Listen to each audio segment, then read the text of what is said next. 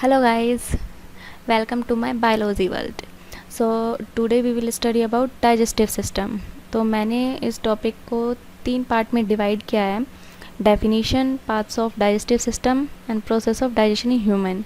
तो फर्स्ट हम डेफिनीशन पढ़ेंगे एंड कौन कौन से ऑर्गन्स जो होते हैं डाइजेशन में हेल्प करते हैं, उनका वर्क क्या क्या होता है वो पढ़ेंगे. फिर उसके बाद पूरा प्रोसेस क्या होता है डाइजेशन का उसके बारे में जानेंगे. तो फर्स्ट आप साइड में देख सकते हैं कि कौन डायग्राम में कि कौन कौन से ऑर्गन जो होते हैं हेल्प करते हैं हमें डाइजेशन के पूरे प्रोसेस में. तो फर्स्ट होता है salivary glands and oesophagus, liver, stomach, pancreas, gall bladder. तो सभी ऑर्गन्स जो होते हैं इनके वर्क के बारे में हम पढ़ेंगे. एंड सो फर्स्टली हम देखते हैं डेफिनेशन. सो डाइजेशन की डेफिनेशन क्या होती है? सो digestion is a complex process in human body. The digestive track start at the mouth and at the anus. तो डाइजेशन का जो पूरा प्रोसेस होता है वो एक बहुत ही कॉम्प्लेक्स प्रोसेस होता है और ये प्रोसेस जो होता है माउथ से लेके एनस तक एंड होता है. So it is the breakdown of the large insoluble food molecules which we eat in the system. The large insoluble food molecules break down into small water soluble food molecules. तो इसका मतलब क्या हुआ कि जो भी हम फूड खाते हैं वो इनसोल्यूबल्स होता है और उसके बड़े बड़े पार्टिकल्स बड़े बड़े पीसीस होते हैं इसके.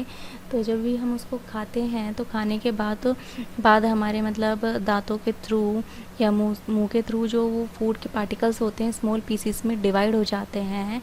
And so that they can be absorbed through the small intestine into blood and it is a process of turning food into a nutrient. तो अब इस लाइन का क्या मतलब हुआ कि जब हम फूड खाते हैं और वो चेंज होकर स्मॉल पार्टिकल्स जो होते हैं उसमें चेंज हो जाता है, तब जो हमारी स्मॉल इंटेस्टाइन जो होती है उसके जो भी न्यूट्रिएंट्स जो होते हैं अपनी स्किन के थ्रू उसको अब्जॉर्ब कर ब्लड तक ले जाती है. तो ये पूरा प्रोसेस जो होता है फूड को न्यूट्रिएंट्स में चेंज करने का पूरा प्रोसेस होता है जिसे हम क्या बोलते हैं डाइजेशन. ठीक है.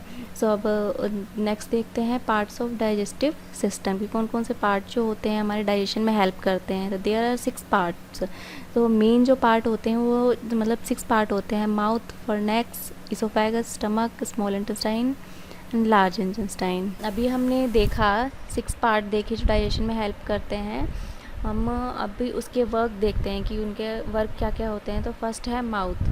तो माउथ क्या होता है कि माउथ जो होता है चबाने के काम आता है भोजन को. और मुंह के अंदर स्लाइवरी ग्लैंड्स होते हैं जो कि स्लाइवा सिक्रीट करते हैं एंड इससे फूड जो होता है इजीली डाइजेस्ट हो जाता है और छोटे छोटे पीसीस में डिवाइड हो जाता है और ये स्लाइवा के थ्रू वो ईसोफेगस में आगे मूव करने में उसे हेल्प करते हैं. उसके बाद है oesophagus. It's tube like structure which help to move food into stomach. तो ईसोफेगस जो होता है एक ट्यूब लाइक स्ट्रक्चर होती है और इसकी मसल्स जो होती है वो कंट्रक्टाइल होती है जिसके थ्रू वो उसकी मसल्स जो होती है वो फूड को आगे की तरफ मूव करने में हेल्प करती है. और उसके बाद है स्टमक. स्टमक जो होता है स्टमक में भी काफ़ी सारी ग्लैंड्स होती है जो कि एसिड और एंजाइम सिक्रेट करती है जो कि हमारे भोजन को डाइजेस्ट करने में हेल्प करती है. ये सारे जो भी एंजाइम्स होते हैं जूसेस जो इन ग्लैंड्स में सिक्रेट होते हैं ये सब जूसेस जो होते हैं डाइजेशन के लिए हेल्प करते हैं. उसके बाद और भी ऑर्गन्स होते हैं जैसे कि पैनक्रियाज हो गया, लीवर एंड जेल ब्लैडर. ये सभी ऑर्गन्स का सिर्फ एक ही वर्क होता है. ये काफ़ी तरीके के एंजाइम्स, जूसेस, बाइल ये सब सिक्रेट करते हैं और हमारा फूड जो होता है उसे पूरी तरीके से डाइजेस्ट कर एक क्रीमी लाइक स्ट्रक्चर में चेंज कर देते हैं जिसे हम काइम बोलते हैं. तो पूरी तरह डाइजेस्टेड फूड जो होता है उस फॉर्म को हम क्या बोलते हैं? काइम. इसके बाद हम देखते हैं स्मॉल इंटेस्टाइन. तो मैंने बता दिया कि जेल ब्लैडर का भी यही वर्क होता है. ये भी एंजाइम सिक्रीट करता है. इसमें बाइल डक्ट एक होता है जिसके थ्रू वो बाइल्स जूसेस जो होता है वो सिक्रीट करता है. और उसके बाद देखते हैं स्मॉल इंटेस्टाइन. तो स्मॉल इंटेस्टाइन जो होता है वो 3 सेगमेंट में डिवाइडेड होता है. फर्स्ट सेगमेंट जो होता है वो डियोडेनम होता है. तो इसमें क्या होता है, फूड जो होता है छोटे छोटे पीसीस में और अच्छे से ऐसे ब्रेक डाउन होता है उनका। एंड नेक्स्ट पार्ट जो होते हैं, नेक्स्ट दो अगले पार्ट जो होते हैं स्मॉल इंटेस्टाइन के, वो उसको मतलब न्यूट्रिएंट्स को अब्जॉर्ब करते हैं और ब्लड में मतलब वॉल्स के थ्रू जो होते हैं ब्लड तक ले जाते हैं। मतलब पूरे जो फूड का न्यूट्रिएंट्स जो होता है अब्जॉर्ब कर लेते हैं, जैसे कि विटामिन हो गया, वाटर हो गया, वाटर हो गया, उसको अब्जॉर्ब करके हमारे ब्लड मतलब ब्लड वेसल्स तक ले जाते हैं। फिर उसके बाद हम क्या देखेंगे, large intestine. So large intestine जो होता है उसका भी यही वर्क होता है कि वो भी मतलब वाटर जो होता है, वाटर एंड विटामिन्स उनको भी ऑब्जर्व करके, जो भी हमारे न्यूट्रिएंट्स होते हैं फूड के ऑब्जर्व करके फिर जो न्यूट्रिएंट्स का उसके बाद जो मतलब वेस्ट मटेरियल जो बचता है, वेस्ट मटेरियल जो होता है वो एनस की तरफ मूव कर दिया जाता है। तो ये वर्क जो होता है हमारा लार्ज इंटेस्टाइन का होता है, जो कि लास्ट में जो मतलब वेस्ट मटेरियल जो होता है उसे स्टूल में चेंज कर देता है। स्टूल मतलब मल। तो ये वेस्ट मटेरियल में चेंज करके उसको एनस की तरफ या रेक्टम की तरफ मूव कर देता है। इस स्लाइड में हमने एक चार्ट ऐड किया है जिसमें आप मतलब अभी हमने जो पढ़ा था कि कौन कौन से ऑर्गन्स जो होते हैं डाइजेशन में हेल्प करते हैं, उन सभी के वर्क दे रखे हैं शॉर्ट फॉर्म में, इजीली मतलब डिस्क्राइब किए हुए हैं। एंड इसमें डायग्राम में शो किया हुआ है कि कौन से ऑर्गन्स जो होते हैं किस तरीके से दिखते हैं।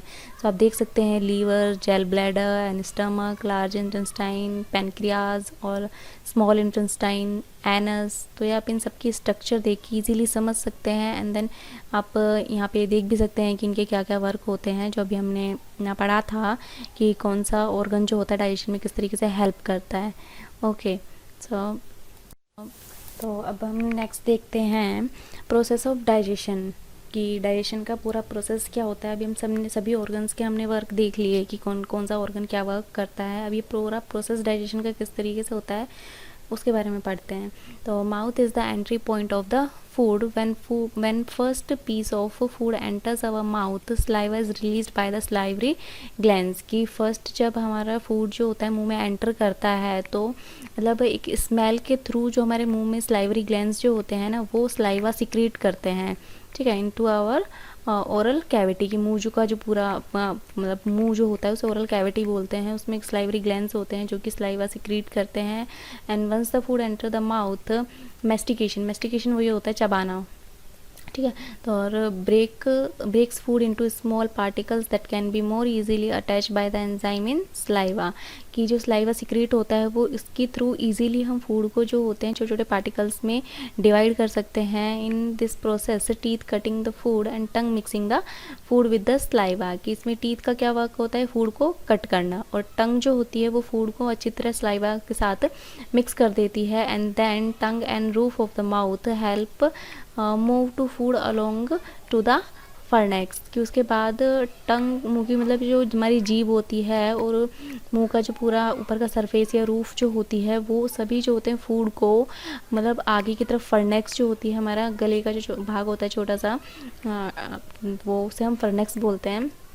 तो उस फर्नेक्स की तरफ मूव करने में जो होता है हेल्प करता है। उसके बाद इन फर्नेक्स देयर आर टू पाथ्स। कि फर्नेक्स जो होता है उसमें दो पाथ होते हैं, एक right path and wrong path. की राइट पाथ जो होता है कि हमारे आगे इसोफेगस की तरफ जाता है, और रॉन्ग पाथ जो होता है लंग्स में जाता है। कि रेस्पिरेशन सिस्टम जो होता है वो रेस्पिरेशन सिस्टम भी मतलब फर्नेक्स से होके ही जाता है। तो उसमें दो पाथ होते हैं, एक लंग्स की तरफ जाता है, एक जो होता है हमारे मतलब इसोफेगस की तरफ जाता है। तो मतलब डाइजेशन जो होता है उस टाइम पे जो हमारा रॉन्ग पाथ होता है बंद हो जाता है, और फर्नेक्स जो होता है राइट डायरेक्शन की तरफ जाता है। राइट डायरेक्शन होती है इसोफेगस की तरफ। तो फूड जो होता है फर्नेक्स से आगे इसोफेगस की तरफ जाता है, एंड इसोफेगस से स्टमक की तरफ फूड जो होता है मूव करता है। तो जो मतलब ये स्वेलोविंग की जो भी पूरा प्रोसेस होता है बहुत ही कॉम्प्लेक्स होता है। एंड फूड जो होता है फिर वो इसोफेगस से जो होता है स्टमक की तरफ मूव करता है। तो oesophagus is a muscular tube that help move the food into our stomach. तो इसोफेगस जो होता है उसके बाद इसकी एक मस्कुलर ट्यूब होती है, मतलब ये एक होता है ना कि संकुचन सील वर्क करता है, कंट्रक्टाइल जो होता है उसकी तरह वर्क करता है, जो मतलब मूवमेंट करके अपनी मसल्स के थ्रू फूड को जो होता है आगे की तरफ मूव कर कर स्टमक तक ले जाता है. Stomach acids and enzyme are secreted that continue the break down process of the food and the food change into thick creamy fluid called chyme. ये मैंने पहले भी बताया था आगे कि मतलब स्टमक जो होता है उसमें एंजाइम सिक्रेट होते हैं, फिर वहाँ फूड जाकर उसमें क्रीमी लाइक स्ट्रक्चर जो होती है उसमें चेंज हो जाता है, जिसे हम काइम बोलते हैं. कि वहाँ पे मतलब स्टमक में जाकर फूड डाइजेस्ट हो जाता है अच्छे से, और डाइजेशन होने के बाद वो काइम जो होती है इस पुस्ड इनटू द डियोडेनम. डियोडेनम जो होता है एक स्मॉल इंटेस्टाइन का पार्ट होता है, जिसमें मतलब फूड जो होता है मतलब हमारे काइम लाइक स्ट्रक्चर जो होती है फूड की वो आगे जाती है, and with the help of enzyme from the pancreas and bile from the liver. कि पेनक्रियाज से एंजाइम एंड लीवर से जो बाइल जूसेस जो सिक्रेट होते हैं वो सभी मतलब फूड को और भी उसके जो मतलब अच्छे तरीके से डाइजेस्ट कर उसके न्यूट्रिएंट्स अब्जॉर्ब करने में हेल्प करते हैं. And break down of the food occur in the small intestine, and its wall absorb the nutrients of the food and move into the large intestine. It absorbs water, vitamins from waste material, and waste product passes through the colon, and stool formed in the rectum and on rectum voluntary control. इसका पूरे मतलब paragraph का मतलब ये हुआ कि जो भी हमारा मतलब फूड होता है स्मॉल इंटेस्टाइन में जाता है, स्मॉल इंटेस्टाइन में जो भी जूसेस होते हैं उसको अच्छे तरीके से फूड में जो भी मटेरियल बचता है उसको अच्छे तरीके से डाइजेस्ट करते हैं. स्मॉल इंटेस्टाइन की जो वॉल होती है उसमें मतलब न्यूट्रिएंट्स को अब्जॉर्ब करती है और ब्लड तक ले जाती है, और फिर उसके बाद फूड मतलब काइम जो होती है हमारे लार्ज इंटेस्टाइन में जाती है, और वहाँ पे भी वाटर विटामिन जो होते हैं इसको अब्जॉर्ब करके फिर वेस्ट मटेरियल जो होता है जैसे स्टूल बोलते हैं उसमें वेस्ट मटेरियल को एनस या रेक्टम के थ्रू जो होता है बाहर निकाल दिया जाता है. और जो ये भी प्रोसेस जो होता है ना वॉलंटरी कंट्रोल होता है, इस पर सेल्फ कंट्रोल होता है कि रेक्टम के थ्रू से हम बाहर निकाल सकते हैं वेस्ट मटेरियल को. ये मतलब वेस्ट मटेरियल जो होता है इसे स्टूल कहते हैं, और वॉलंटरी कंट्रोल के थ्रू ये जो हमारा स्टूल जो होता है बाहर की तरफ मूव करता है. तो अब हमने इसमें पूरा पढ़ लिया कि हमारा प्रोसेस कैसे होता है कि फर्स्ट माउथ वर्क करता है, एंड देन माउथ के बाद फर्नेक्स की तरफ फूड जाता है, एंड ईसोफेगस स्टमक, उसके बाद स्टमक में वो फूड जो होता है एंजाइम्स एंड बाइल्स के थ्रू डाइजेस्ट होता है. फिर स्मॉल इंटेस्टाइन में जाके भी फूड डाइजेस्ट होता है, एंड उसके साथ साथ जो भी हमारे न्यूट्रिएंट्स होते हैं स्मॉल इंटेस्टाइन उसके ऑब्जर्व करता है. एंड उसके बाद लार्ज इंटेस्टाइन में जाता है, लार्ज इंटेस्टाइन में जाकर भी फूड के जो भी न्यूट्रिएंट्स होते हैं एंड वाटर जो होते हैं वो सब मतलब वो ब्लड वेसल्स के थ्रू आगे की तरफ मूव कर देते हैं, जिससे हमारे बॉडी जो होती है उसे एनर्जी प्रोवाइड होती है. एंड फिर लार्ज इंटेस्टाइन का लास्ट वर्क क्या होता है वो जो हमारा वेस्ट मटेरियल में फूड को चेंज कर देता है. जो भी मतलब हमें सारे न्यूट्रिएंट्स तो हमारी बॉडी ऑब्जर्व कर लेती है, जो उसके बाद जो भी वेस्ट मटेरियल बचता है उसको वो स्टूल में चेंज कर देती है, एंड वो स्टूल जो होता है उसको वो रेक्टम की तरफ मूव कर देती है, जिस पे वॉलंटरी कंट्रोल होता है. एंड वो जो होता है रेक्टम या एनएस के थ्रू बाहर की तरफ मूव कर देते हैं. तो ये जो हमारा पूरा प्रोसेस हमने पढ़ा digestive system. Okay, so if you like the video, so hit the like button.